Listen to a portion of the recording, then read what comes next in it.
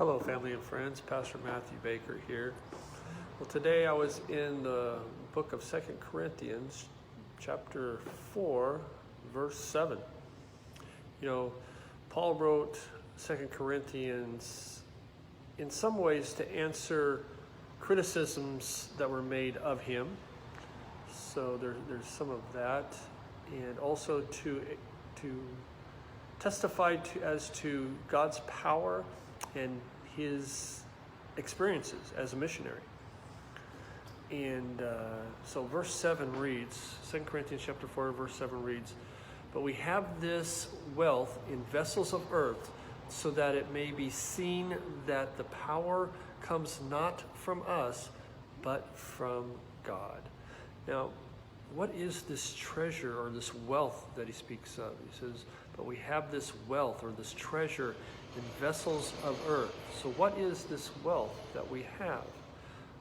Well, we go back to verse 6 to find that out. Verse 6 reads, "Seeing that it is God who said, 'Let light be shining out of the dark,' who has put in our hearts the light of the knowledge of the glory of God in the face of Jesus Christ."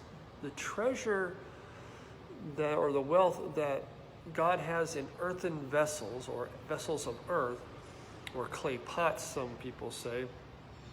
And that treasure, that wealth, is the light of the knowledge of the glory of God in the face of Jesus Christ. It's the grace of God as seen through the life, death, burial, and resurrection of Jesus Christ.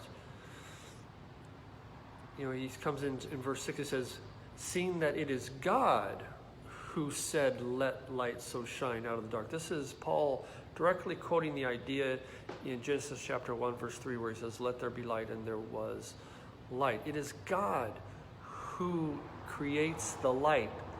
It is not us. It is nobody else. It is God that creates that light that shines out of darkness. And he says he's put that in our hearts.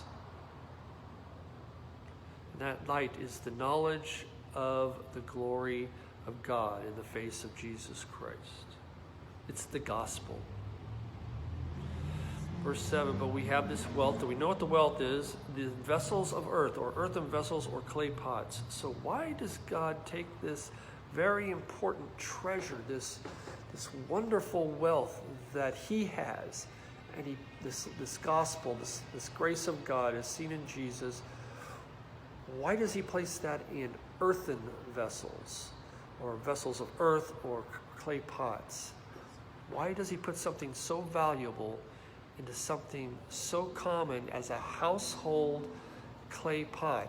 He didn't put it in the fine china. He didn't put it in a pot of metal, but he put it in a vulnerable, a fragile, a common vessel.